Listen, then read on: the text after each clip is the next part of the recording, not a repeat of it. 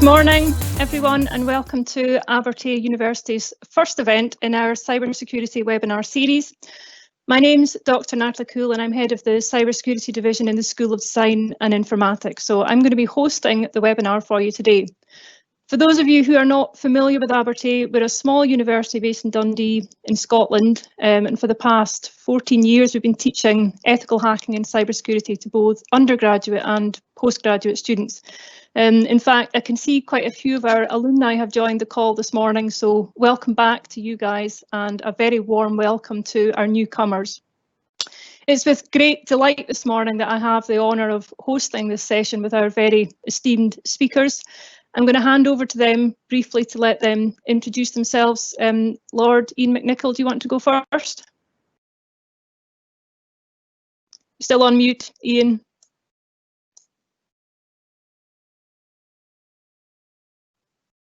Oh, that better. Excellent. Super. The first test failed. Thanks everyone for joining. As Natalie said, my name's Ian McNichol. I studied at Abertay when it was Dundee Institute of Technology, so from 88 through to 91, and then from 91 to 93 I was president of the Students' Union, which was a fantastic time. I then came through Labour student politics and national Labour politics, and ended up as the General Secretary of the Labour Party from 2001 to 2018, and recently I've joined the House of Lords, so Lord McNichol of West Kilbride.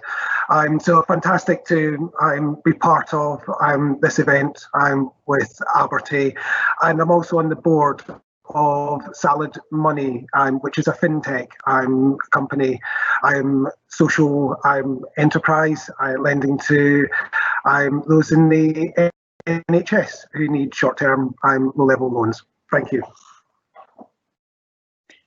Hi, my name's Karen Renner. I'm Professor of Cybersecurity at Abertay University, and my area of research is human-centered security, and in trying to understand how to make security easier for humans and how to help them to preserve their privacy. Thank you. I'm Mandy Haber-Little. Good morning. I'm delighted to be here. I'm Chief Executive of BRIM, which is Business Resilience International Management, excuse me, and I'm currently rolling out a set of 10 cyber resilience centres for the Home Office and policing across England and Wales.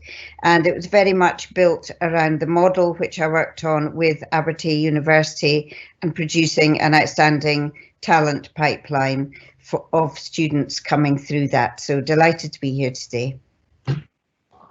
Good morning, folks. I'm Stephen Wilson. I'm the CEO at the Cyber Defence Alliance. We're a small not-for-profit working between 8 of the major banks in London, trying to pull together intelligence to counter the threat together. Prior to that, I spent the previous 4 years in The Hague, heading up the European Cybercrime Centre at Europol, and before that, 30 years in policing in Scotland, having responsibility for all the cyber activity. And that's where my first contact with Abertay came into place, and with Mandy at the SBRC through development of the ethical hacking programme. So delighted to be here and to share the stage with such a panel. Thank you. Thanks, folks. So as you can see, we're in very good company this morning. So the purpose of today's webinar is to discuss business resilience in the face of COVID-19, where we're going to be putting the spotlight on the financial services. So we're going to structure this around a couple of discussion points. The first will explore the particular cybersecurity issues that the financial services are facing at the moment. And the second will consider what organisations should be implementing from either a defensive or an offensive perspective to improve business resilience. So I'm going to invite our speakers to spend about half an hour on these discussion points, and then that will give us maybe about 15 minutes at the end for questions and answers. So I'd like to encourage you, our audience, to post questions for our speakers in the Q&A box that you'll see should be on the right-hand side of your screen. If we run out of time and we're not able to answer all of the questions, then our speakers have very kindly agreed to address these after the event, and their answers will be disseminated as part of our post-event communications. So without any further ado, let's get started. So the first question that I'd like to pose to our panel this morning is: what new cybersecurity challenges are businesses within the financial services sector facing due to the global pandemic? And is there anything which makes this industry unique in this sense? Over to you guys. Okay, if you want me to come into that one first, Natalie. For me, having moved across from law enforcement into the private sector, and particularly the financial sector, what's happened, we've seen this massive increase in the surface of attack and vulnerabilities. The idea of working from home, which in the past has been done to a certain extent, has now changed dramatically. I see global organisations now rolling out working from home to countries where it's never been allowed before. It's an essential part of being able to deliver their service. The combination there is, well, you've got the increased cyber attack threat, but you've also got the cyber-enabled threat through the insider challenge. We've seen in the past organised crime groups targeting people in their communities. These people are now sitting with access to potentially sensitive data, and it's a real problem. The big challenge for me in that is, how do we educate the staff to understand what's happening? As an organisation, how do we support staff? And if you need to look at any example of that, the recent case with Tesla in the US, where they attempted to compromise a member of staff to introduce some software into their systems. Luckily, that member of staff came forward and they were able to counter that threat. But how does that manifest itself across the UK and wider? Back to you, Natalie. Thank you, Stevie. Mandy, is there anything that you want to come in on there from a BRIM perspective?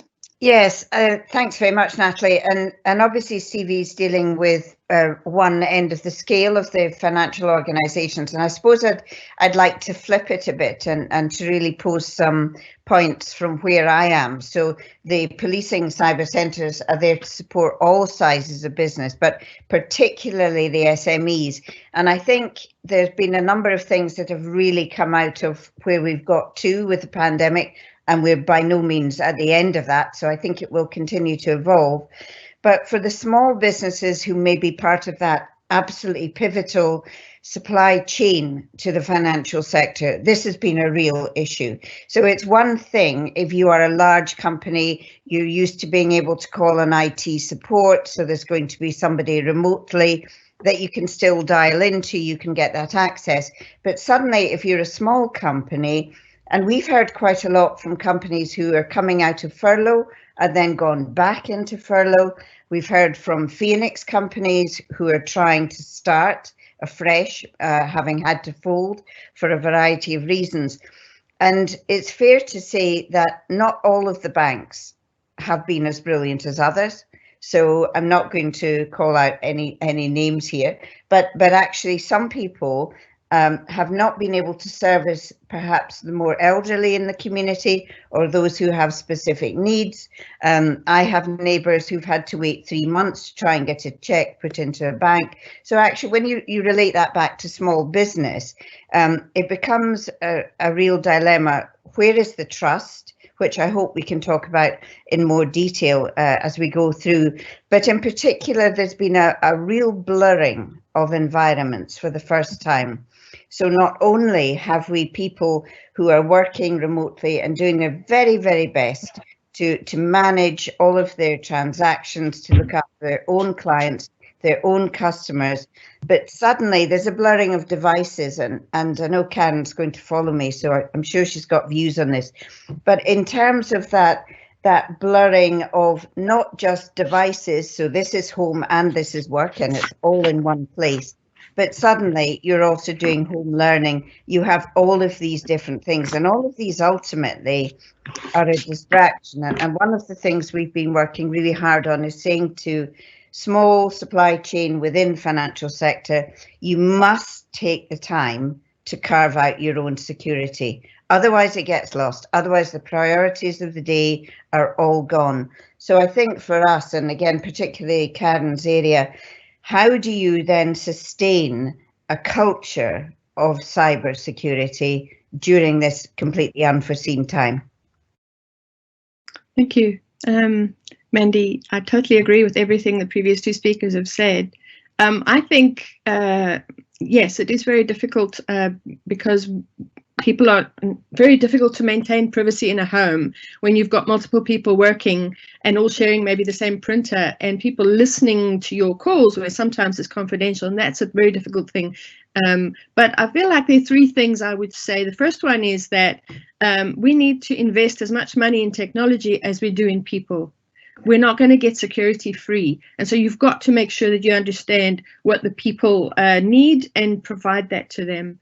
And I would focus primarily on instructions and not rules, because making rules is not possible in people's homes. You have to have them on your side.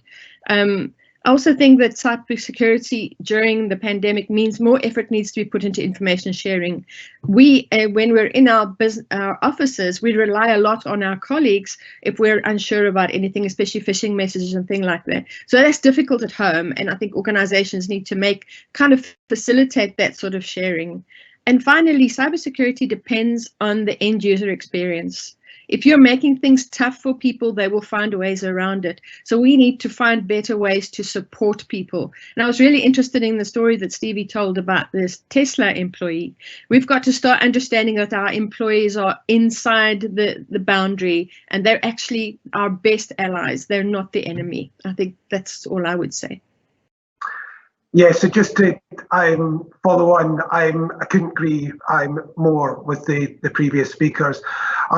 Salad Money went from all of the staff being in 2 offices at the start of the pandemic to all of the staff then working from home. And one of the huge benefits that we have in terms of the analysis that Salad Money can do is that we work through open banking, which is a fantastic development, but it also means that the security needs to be very tight, because you're making decisions and good decisions, but that's based on individuals' bank data.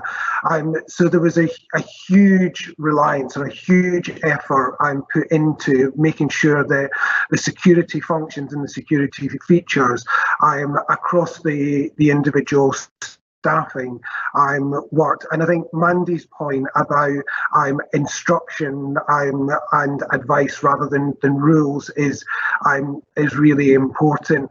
I think the other thing that we've seen is obviously the changing channels of preferences. So the move from cash to digital in small transactions, but also at home and all of our banking, far more of that is now done online. So making sure that education is really important.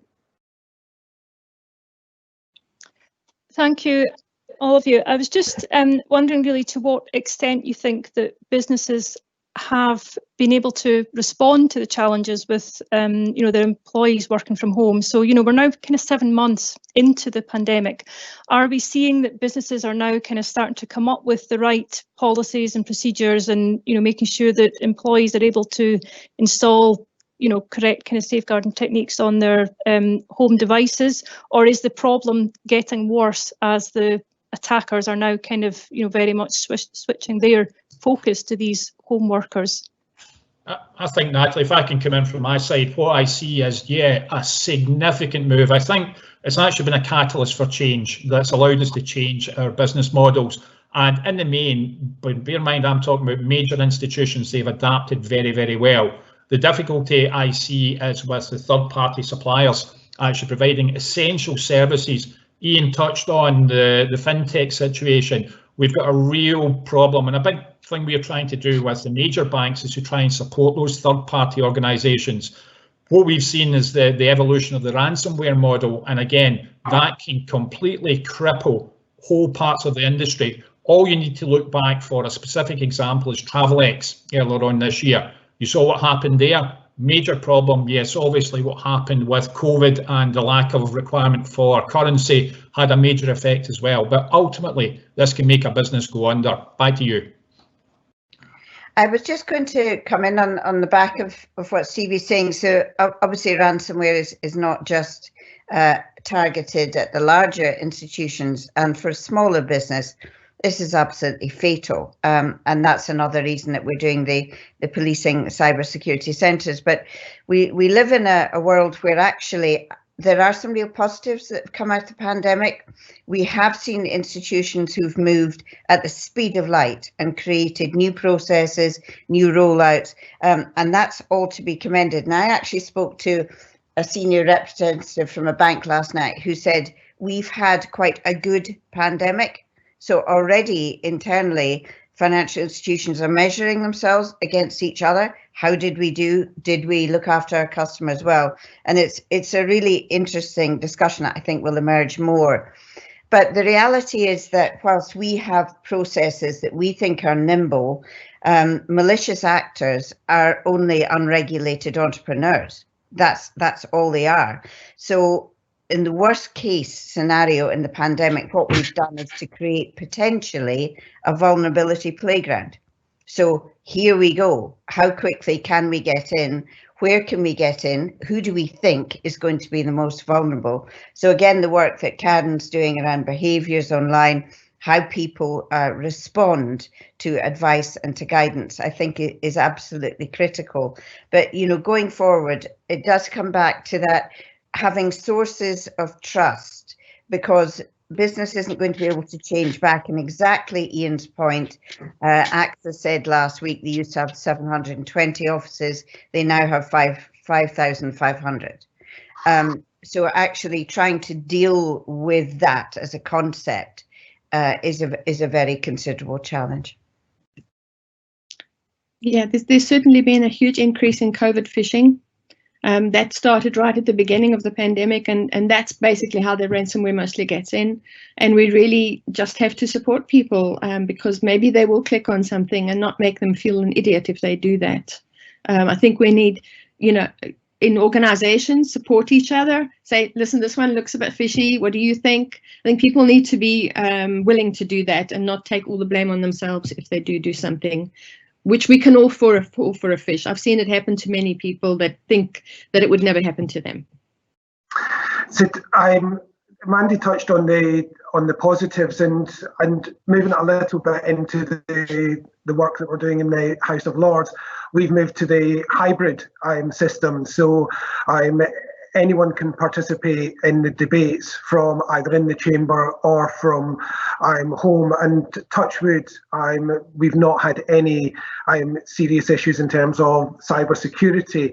Interestingly, the problems that we've had when the voting system, which is now on our phones, which is revolutionary, we've kept that in the House of Lords, even though they've moved away from it in the Commons. That went down, but that was an internal technical error. And also, when we moved our broadcasting hub, we lost some of the sound, which some people would say is maybe not a bad thing, losing some of the sound. But so there have been changes. I think the point that Mandy makes is, with the positives coming from this and the time frame, you know, we're not going to be out of this until at least into the middle part of 2021. We will have changed working practices, and this is here for the long term. So it's how we develop the business models that protect us as we continue. Back to you. There's another point, Natalie, if I could just add on to this, and I know this is not always a popular point of view at the moment, but there are businesses that are doing really well during the pandemic, and that is not being addressed, I think, sufficiently. So because we're in this ghastly situation where so many businesses are really suffering and it's so hard, but actually there are online businesses and there are incoming disruptor businesses who are increasing the value exponentially just because of their offering. And that also provides significant challenge. And we've seen some of the biggest online distributors, for example, who are saying actually just being able to hire people really quickly and to make those into full employees within a really short space of time is very challenging. And I think that will continue to be a big challenge internationally for all business. Thank you, Mandy. I think your kind of final point there kind of really leads in very well into the kind of second question. So I think it's maybe now kind of time that we do kind of look at, okay, we've covered the challenges. Now let's look at that second discussion point, which is much more focused on the solutions. So, certainly in recognition of, your points that there are some businesses that are doing really, really well, what can we learn from them to perhaps help kind of spread that message of good practice? So my second point that I want to kind of ask you to discuss is, in terms of cybersecurity, what do you think organisations should be implementing, either defensively or offensively, to ensure that business resilience in the long term is there for these organisations? Okay, I think I'll step in there. So we need to have both resistance and resilience in cyber. And much of what we do at the moment is actually resistance. So if you look at the Cyber Essentials principles, it's about user access, firewalls, secure configuration. These are all resisting the efforts of cyber criminals. So what about resilience? This is where you're able to recover or put measures in place to be able to recover should you fall victim. So the biggest resilience measure at the moment with the prevalence of ransomware is to have backups. And this is really easy if everyone's working on your central systems. But think about employees now working from home. They use their own infrastructures. It may not be fast or reliable, or maybe they just have really poor performance, so they cannot work online. They might be forced to download files onto their own machines, and these will then not be backed up. And so then you don't have resilience. But Natalie's question was, what should organizations be doing? And I think they should focus primarily on supporting their staff by removing barriers. So we have policies and we train people, but this is not enough. So we should find out what's stopping people from doing what we want them to do. For example, we want everyone to use strong passwords. Yes, we have a password policy, but make sure that they get a password manager so they can take the pain out of it and they can still use them. If we want people to back up and we know they're not able to work online because of their personal connection, maybe you should give them an external hard drive to make their own backups. And organizations should give all their employees a free VPN so that, you're not having network sniffers looking, being able to download the files. Those are just 3 things that I would recommend. I think we need a paradigm shift. We need to stop treating our staff as a problem, to be trained and restrained. But we need to start thinking about them as being part of the solution, part of the person that can actually prevent that cyber attack. So yeah, make the policies, train the staff to know what to do, but find out what resources they need and provide those resources to remove the barriers. And this will also increase staff engagement with cybersecurity and in the long run, improve resilience.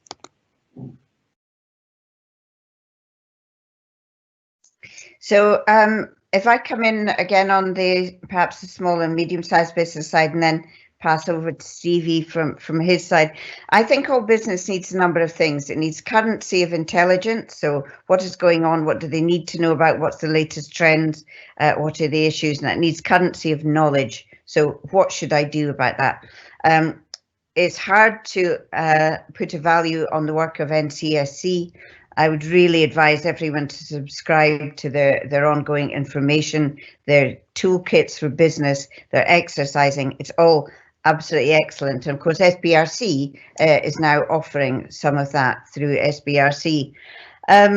Police, I think, have gone very quietly in the midst of all of this. Policing has actually started to flip the relationship with private sector. We are about to start to launch through the CRC network a new data breach mechanism called Cyber Alarm. And so for the first time, policing is starting to introduce new products, new services, and to really meet the needs of the business community. And that will be available across England and Wales. And you can find details if you follow us at BRIM. But the other thing I think is really vital here is back to you, Natalie, and the university. I think the role of the universities and the agility of the universities in recognizing these challenges now and saying, do you know what? We're going to be teaching a different way anyway. So what are the new subjects? What are the new values? How do we get the entrepreneurship in? And how do we make sure that we can be the hub of focus for that? Stevie? Thanks, Mandy. Yeah, I mean, I think what we're looking at is the new business future. to actually put it into terms, is this the biggest change we've had in our business practices since the Industrial Revolution? That's one for the academics to look at. But looking at this side of things, for me, it's the idea of developing the strategic long-term picture, but also the short-term actions to fix things. Mandy touched on some of that. It's the educational side of things. Our existing staff, how do we educate them to be able to do what they need to do in the new environment? How do we support them? But also looking at how do we develop their understanding. And I think very much we are back to, we'll get some feedback here.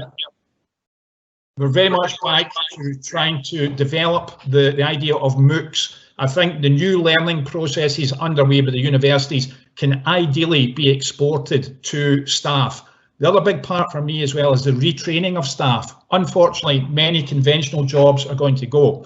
How do we look at getting these people in to support existing businesses to develop that digitally secure foundation? Back to you, Natalie.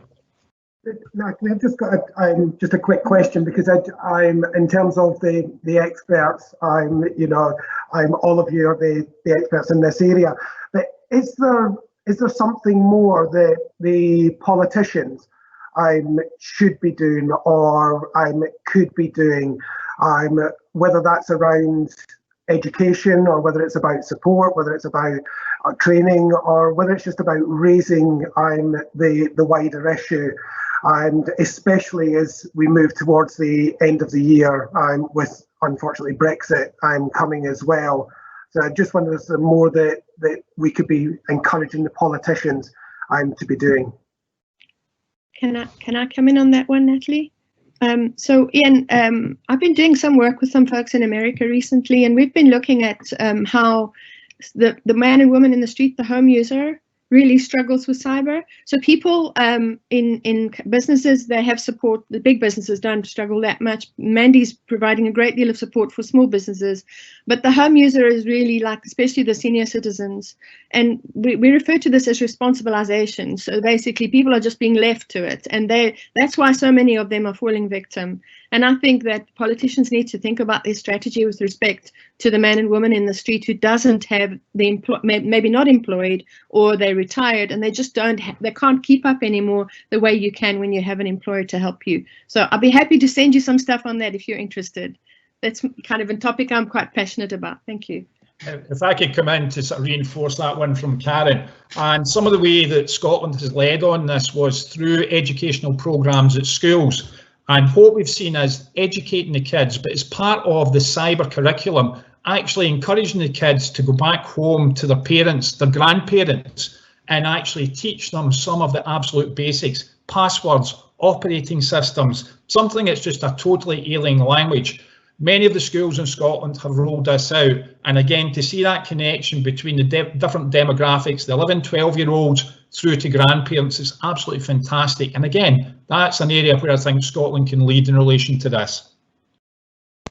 I think in direct response to Ian's question about politicians, actually it's been traditionally the view that one person has that remit or that portfolio, and that's where it falls down, because cyber no longer sits in any one pocket. It crosses everything and everything hangs off it. So to make cyber and digital enablement as well equally important part of the portfolios of all ministers, I think is really important. I think at Home Office level, James Brokenshire is exemplary, and he talks with a real passion. Scottish politicians have done a really good job in pulling together their plans for Scotland. Wales is looking at the same thing, but there's always, I think, this fear of maybe they'll ask us something that's a bit too technical, or I don't want to get too drawn into it. But actually the reality is this is just about business function. That's all it's about. So if we can just lose some of the jargon and really make it exclusive, then I think we'll all do much better. I wish I could see politics talking much more about cyber in general, which is why, your input to this event, Ian, is fantastic. Stevie, can I just pick up from what you said about children? So at Abertay, we've developed a set of principles for teaching children the correct password practice at the correct age. And it's all on a website called cybersquad.uk if you want to see what we've been doing over the summer. And this is specifically to make sure that children learn the right principles at the right ages. Yeah, excellent. I know there's a lot of work going on, like Scott Hunter at Education Scotland, trying to develop some of these programmes. That connection from, actually, I think we've got to start at primary schools now. It's not good enough to wait until they get to university. It's got to be embedded at that very early age. Our argument is to start at age 4, but do the right things for the right age. Yeah. Okay, I do think there's some really good examples, and it would be remiss of me not to mention Scott Tech Army, you know, which stood up during this, where actually those with cyber expert knowledge came together and formed that. I think all the work that Abertay's led on with the veteran community and to make that as inclusive as possible, all of that really counts, because the more people just think, oh no, I know what to do here and I have a confidence, and that's what we're all really aiming for. If I can just sort of come in and iterate a bit about what's being said, another thing that we do at Abertay, we've got an elective which is offered up to all students across the university. We call it Defence Against the Dark Arts, but it's really just your kind of Cybersecurity 101. After the first year we rolled it out, we did a survey with the students and found that I think over 97% of them had actually gone back to their friends, their families and their colleagues and shared what they'd learned during that module about just the kind of good cybersecurity practices about, you know, did you know if you changed this setting, you know, in your social media, it meant that, you know, your account was more locked down, and this is what a good password should look like. And I think absolutely what we need is an army of people that will help spread that message, and the politicians absolutely have a part to play in that as well, but just helping us to get these messages out. But just linking back to some of the points that came up earlier with regards to, you said, Stevie, that some of the big organisations in particular have managed to respond really well to the challenges that the pandemic have brought from a cybersecurity perspective. Do you know, are they sharing that good practice with the smaller organisations, or is that maybe something that's missing at the moment? No, increasingly, Natalie, I think, you know, to focus back on ransomware as a specific example, what my members are doing is doing collective work with their supply chain to make them understand the threat, how to counter it. Our conventional message in the past, and Karen touched on it, was back up your data. Yeah, that's still absolutely true. But the change in the ransomware model now is that if you don't pay, they will then turn around, threaten to expose your data. You could have a fine under GDPR, your reputational impact on what you're doing, and you can see businesses going under. We now see then evolving to monetizing that actual data that has been stolen as the third tier, and changing that message to actually encrypting your data becomes absolutely vital. So we've done some basic work putting out to all the supply chains to say this is what you need to be doing. All the major banks will do third-party assessments, and again, they're trying to support in that assessment as well as critically assess what's going on. So increasingly what we are trying to do at the Cyber Defence Alliance is to distribute that good practice, and that undoubtedly something that needs to go further across the wider sector. Back to you. Thank you, Stevie. So it's quite interesting then. So looking at the ransomware attacks, they are typically able to you know, hook into their target usually because of phishing attacks. Yet it sounds like what you're saying, so a lot of the solution that's being pushed is about encryption, which I think is absolutely vital.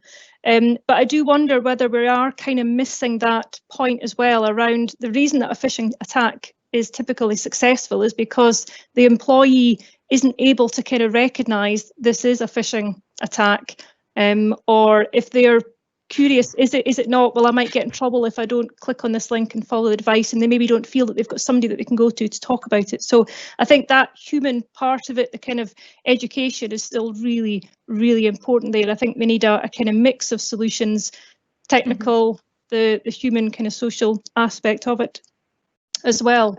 Is there anything else that sorry, Karen? No, sorry, Natalie, but I think it's becoming harder and harder to recognise these things.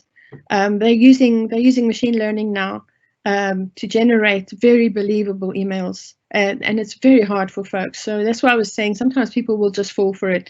And there was recently a case where they used machine learning to generate the CEO's voice. They got hold of his assistant and she transferred over 200,000 euros into a bank account because she said, I know this person, I know his voice. It wasn't her CEO.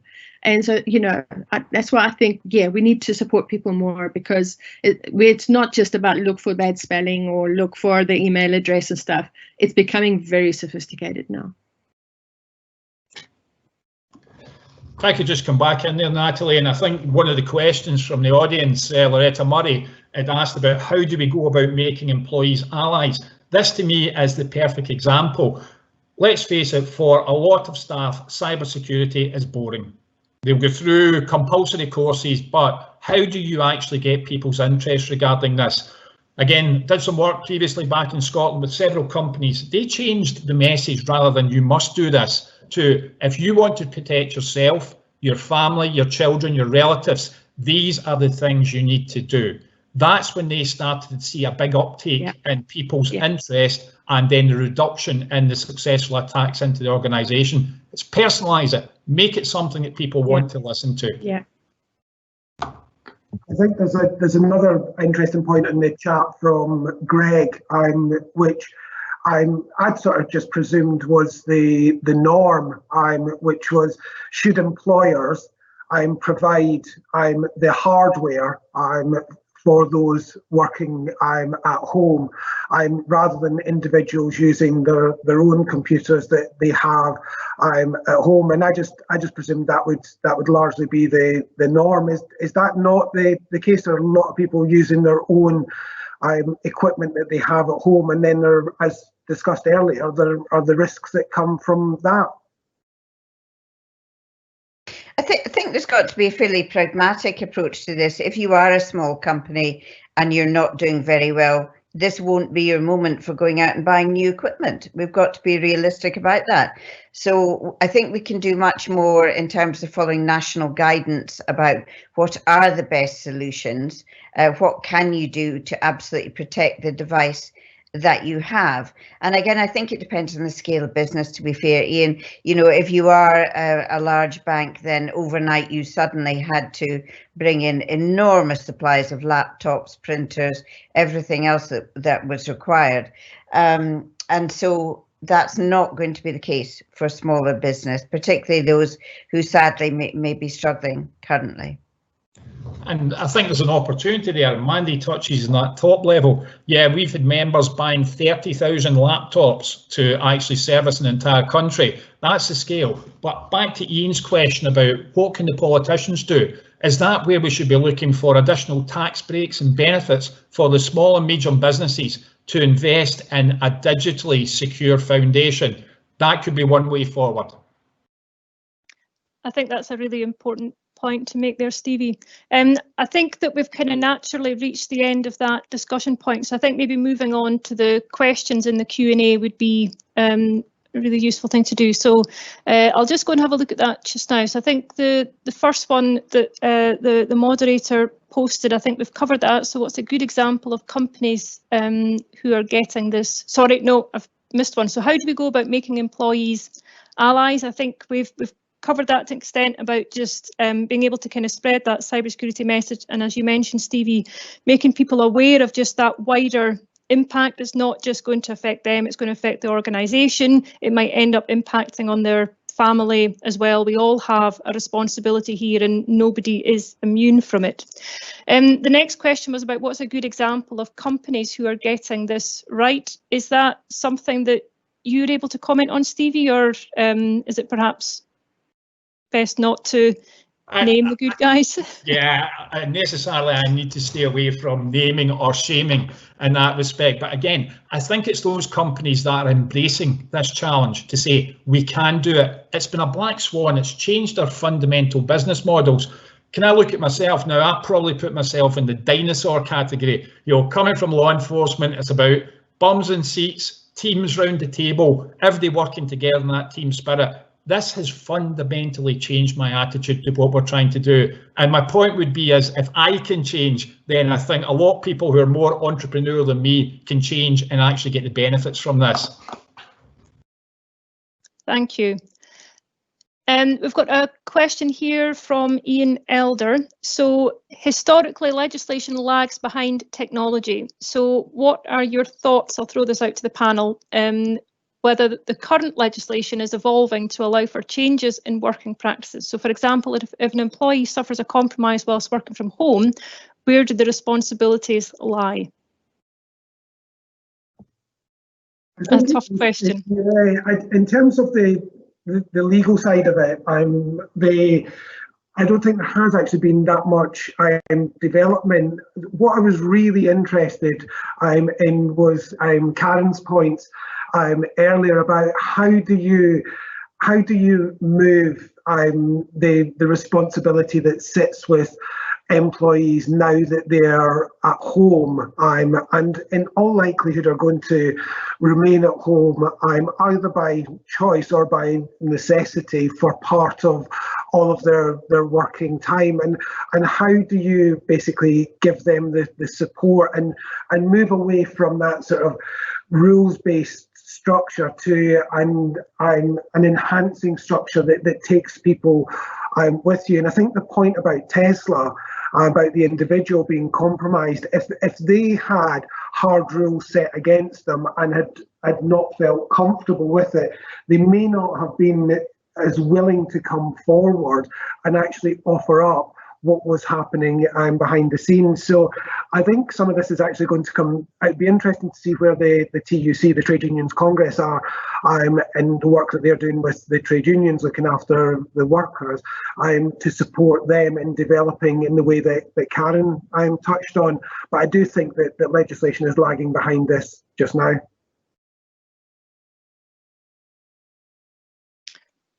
Thank you, Ian. Okay, so I think we've covered Greg's question, unless is there anything else that any of the panel want to comment there? So a question from Roy. So the private sector seems to be more up on cyber for the reasons already discussed. What do you think the public sector compares to the private sector? So just relating to the 2017 NHS Scotland cyber attack as an example. Yeah, if I could just come in on that one. Oops. Sorry, problems with my mute button. If I could just come in that, I remember WannaCry unfolding, sitting at the centre in Europol, seeing this starting to unfold across the world. And, you know, I thought that was the beginning of the situation we'd all forecast. Luckily, we managed to survive it. I think it did act as a catalyst for change. I see a lot more recognition from private or public sector organisations looking for advice. I see recruitment coming from public organisations into the private sector. Specifically, the NHS, I've got a very close colleague, has just moved from a major financial institution moving into cybersecurity and NHS. So I think we're getting that cross-fertilisation of ideas, and I think it's improving. However, I think the big challenge comes down to finance to actually support this, and looking across the multitude of public sector organisations, how much sharing goes on between them to develop a common solution. Back to you, Natalie. Natalie, can I say, sorry? Of course, Karen, yes, on you go. I think the NHS is a kind of a unique example. A lot of their machines, they cannot update the software because it's just like it's an MRI with an old piece of software. Then if they update the software to put the new patches in, the MRI stops working, and you need the MRI to treat patients. So I think, you know, it's very somebody in the NHS said to me, if you've got a certain amount of money, are you going to pay a cybersecurity person or are you going to pay a doctor? So I think it's a very complicated situation. I don't like pointing fingers at them. WannaCry was an attack that exploited what they call a 0 day, and a lot of people didn't know about it. So yeah, I'm not point. Yeah, I think they do their best with the limited resources they have. Thank you, Karen. So I think there's certainly something that the politicians could maybe help us lobby in terms of just, you know, the financial situation that the public sector are facing means that cybersecurity is often just something that they are really, really struggling to prioritise. I wonder, Stevie, so you mentioned about the need for public sector organisations to share information in the same way that we're seeing with, so the alliance that you're leading up to now with the financial sector, is there something similar for public sector organisations? So I know there is for higher education institutions, they can kind of share and disseminate, look, somebody's been hit by this kind of ransomware attack, let's disseminate that across all HEIs. Does that exist with other public sector organisations? No, it's limited. You know, I think almost what you need is that cert for the public sector organisations to actually put that information out. Again, at the top level, you look at, we've got the support of NCSC on the high side and also on the more public engagement. There's advice, there's guidance, support goes out there. I think most recently we've seen Hackney Council being hit by ransomware. Again, there's support there from NCSC. So I think it's very, very important actually just to bring that together. But back to Mandy's area and what she's doing with the regional cyber centres, putting that message out via that. The Scottish Business Resilience Centre, putting that information out there. A large proportion of the information already exists. It's just finding the platform, and the likes of MISP, CISP are those information sharing platforms where it can be distributed. I think that's absolutely right, and I agree with Karen. There's no point in looking back. Despite the horror of WannaCry, one of the best things to come out of it was the awareness it brought us, and the way that the community, public, third sector and private sector responded to that, and the way that government listened to it, and the way that policing listened to it, and the way that the technical industry listened to it. And we're facing the same issues now, and I see there's a question about security products scaling up.